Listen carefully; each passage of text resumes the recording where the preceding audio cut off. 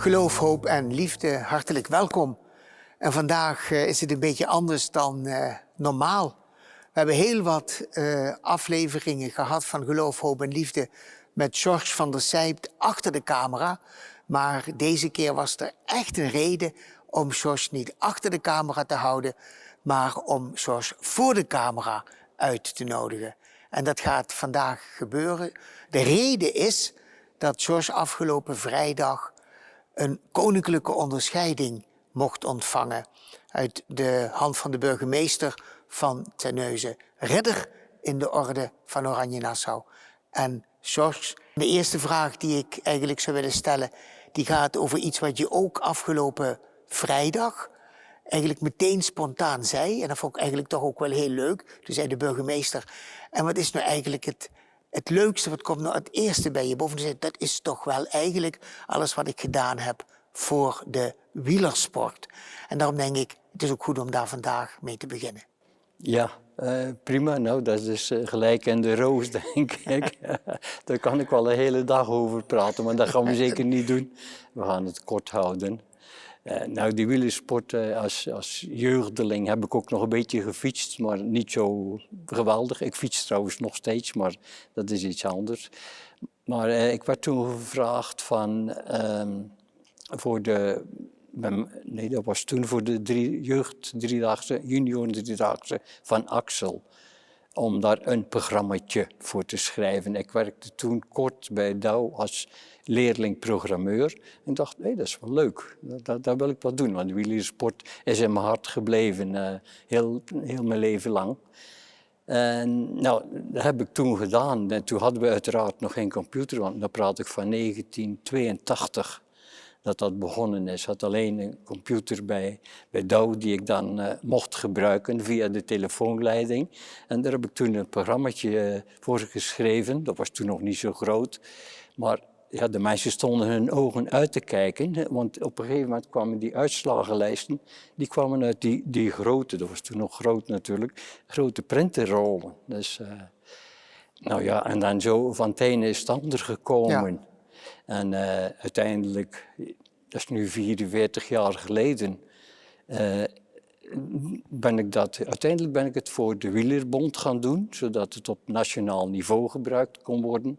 Nou, en ik doe het nog steeds. Ik heb het ook steeds gemoderniseerd, ben helemaal bij de tijd gebleven. Er zitten stukken in. Via internet natuurlijk, zo met een druk op de knop zet je de uitslagen zo op de website van de Internationale Wielerbond, van de Nationale Wielerbond. Nou, dat heeft me zoveel plezier gegeven. Ik heb ook heel veel wedstrijden zelf gedaan als jurylid. Dat doe ik nu niet meer, want mijn gezondheid is niet meer zo ik het graag zou willen hebben. Maar goed, ik doe nog wel thuis, nog steeds. Want nou ja, waarom die onderscheiding ook was, en dat is erkend door de KNWU-bond zelf, dat was een ondertekende brief, dat ze nog steeds geen vervanging gevonden hebben. Mm-hmm. En daar ben ik natuurlijk wel trots op. Dat is wel bijzonder natuurlijk, ja. ja. Dus eigenlijk iets wat je al 44 jaar ontwikkelt, is eigenlijk nog altijd zoals jij dat ontwikkeld hebt, wat gebruikt wordt. Het wordt nog steeds gebruikt. Ja. Het is natuurlijk wel helemaal gemoderniseerd, dat moet ook wel. Ja, maar ook door jou, mede door jou, of juist door jou? Door mij. Ja, helemaal door mij. Ja. Ja, ik heb een klein beetje hulp gehad van mijn zoon af en toe, toen ik niet meer werkte. Ja. En niet meer, want in die tijd deed ik altijd cursussen natuurlijk, van alle nieuwe dingen. Dat gebeurde toen niet meer. Dus, en toen is er een hele omslag gekomen, een hele modernisering van hoe je programmeert. Nou ja, dat is natuurlijk wel heel moeilijk. En dan heeft mijn zoon me geholpen om eigenlijk terug up-to-date te komen. Oh ja. En dat heb je je eigen gemaakt en ben je heb ik mijn eigen gemaakt. En dan nog cursussen op internet. Toen moest ik er 6 doen, geloof ik, of zo. Maar dat maakt allemaal niet uit. Zeg George, en ik hoorde ook vrijdag, en dat wist ik eigenlijk ook wel. Je hebt ook van de Wielerbond daarvoor een onderscheiding gehad. Een gouden wiel? Ja, dat is ook de hoogste onderscheiding van de bond. Dat heet het Gouden Wiel. Het Gouden Wiel, hè? ja. Ja. En dat is ook alleen voor speciale verdiensten voor de wielersport. Ja, dus geweldig. En, ja, ik hoor al, je kunt hier inderdaad de hele dag over spreken. Ja, makkelijk. Vind je het goed dat we de overstap even nog maken naar een ander onderdeeltje? Zeker. Want ja goed, als pastoor van de parochie heb ik ook zelf een bijdrage geleverd om de koning op te wijzen welke grote verdiensten dat je hebt. Dat is ook vanwege alles wat je doet voor de parochiekern Koewacht, waar we hier ook trouwens zijn. We zijn in de kerk van Koewacht. Zeer vertrouwd terrein ook. En je wilde ook graag in deze kerk deze opname maken. De kern Koewacht, wat betekent dat voor jou? Wat doe je daar allemaal voor? En de parochie, de Sterren der Zee-parochie natuurlijk, waar inmiddels onderdeel van uitgemaakt wordt. Ja, het is natuurlijk begonnen hier plaatselijk. Toen die tijd was het nog een zelfstandige parochie. Dat is nu niet meer.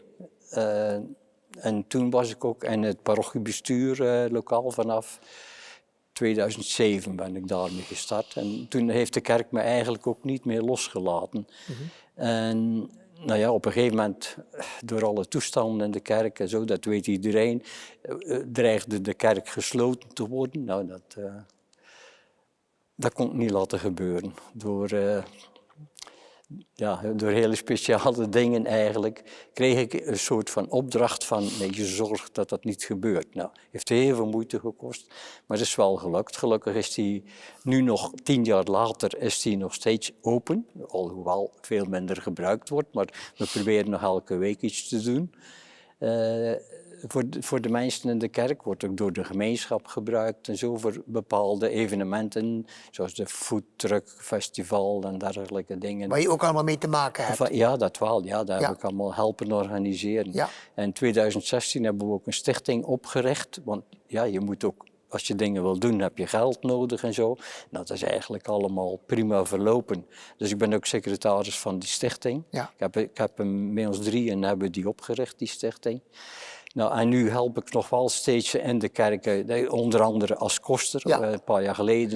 je daarmee begonnen, hè, op een gegeven moment? Toen was er een tekort aan kosters. En dan vroegen ze, zou jij dat niet willen doen? Nou, en ik had er wel alles aan gedacht, maar ja, ik heb genoeg te doen. Ja. Maar ik zei, dat wil ik toch wel opvullen, want dat mag niet gebeuren, dat er geen koster is. Ja. Dus dat ook. Dan voor de parochie doe ik bijvoorbeeld uitvaarttelefoon. Ja.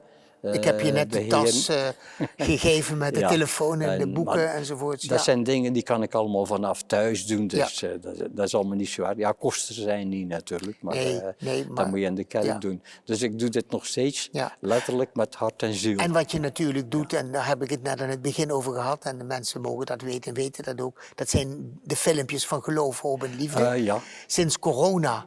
Toen we hadden een gesprek en toen dacht ik aan jou, ik denk dat moet ik George vragen, want die heeft die gave van dat filmen en die kan dat. En je was bereid om dat te doen. Ja. En dat is hoeveel filmpjes geleden inmiddels? 116. 100, moet je je voorstellen, dus 116 van die filmpjes heb je allemaal gemaakt en opgenomen, gemonteerd ik weet nog dat je in het begin zei, dus allemaal veel werk. Maar gaandeweg werd ook dat makkelijker. Precies, ja. Je krijgt er ervaring en ik had meestal wel een idee, nou, wat moet ik eigenlijk laten zien? Precies. Dus daar ben ik eigenlijk nog steeds. Ik heb er geen enkele moeite mee. Ik vertrouw natuurlijk op u, als onderwerp, u bepaalt wat u vertelt. Ja, en de collega's natuurlijk. En de collega's uiteraard, die dat ook doen. Maar ja, ik wil het wel netjes in beeld brengen. Ja, dus, zeker. Dat is ook een passie. Ja, en waarom doe ik dit? Ja, de kerk is natuurlijk belangrijk, maar toch eigenlijk vanuit mijn geloof. Precies, dat is eigenlijk de derde stap, de derde belangrijk iets, je geloof. En ook dat is, vertel daar nog eens even iets over. Ja. Het geloof wat in jou leeft, het geloof wat jou draagt. Ja, het geloof wat me draagt, al van kindje af aan eigenlijk. Want ik weet nog goed, als kind van een jaar of, weet ik niet, 19... dan was in de vastentijd bijvoorbeeld, dan was er een kaart op school en dan mocht je aantekenen wanneer je naar de kerk geweest was. Toen was er nog elke morgen in dienst natuurlijk. Nou, en daar reed ik alleen op mijn fietsje kwam ik naar de kerk. Dat weet ik nog wel. Maar later in het zangkoor van Piet Apers heb ik ook een aantal jaren gezongen. ook allemaal met veel plezier. En, nou heb ik een prachtig gezin en ik geniet nog steeds van het leven. Ja, Zeker. zeker. En dus dat geloof is nog elke dag van belang voor de dingen die je doet. Elke en ook dag. om jezelf, Elke dag. zeg maar in verbinding met God, het leven te laten leven. Absoluut. Ja. Ja, zonder dat is het klaar voor mij. Zou het niet kunnen? Nee. Ja, nee, mooi. Dus zoals heel erg bedankt voor wat we vanmiddag hier hebben mogen opnemen. Wat we zo op deze manier mensen kunnen laten zien en mensen van kunnen laten meegenieten. Normaal sta je altijd achter de camera en vandaag zit je hier voor de camera. Vandaag is Peter de Bot bereid gevonden om als het ware jouw rol op zich te nemen. En hij monteert straks ook de film. Maar we hopen van harte dat jij, ik hoop van harte, mijn collega's hopen van harte en ik denk de mensen ook, dat jij weer bereid bent om vanaf het volgende filmpje weer zelf geloof, hoop en liefde op te nemen en gereed te maken voor uitzending. Met plezier. Heel erg bedankt. Graag Heel gedaan. erg bedankt. Alle goeds. Oké.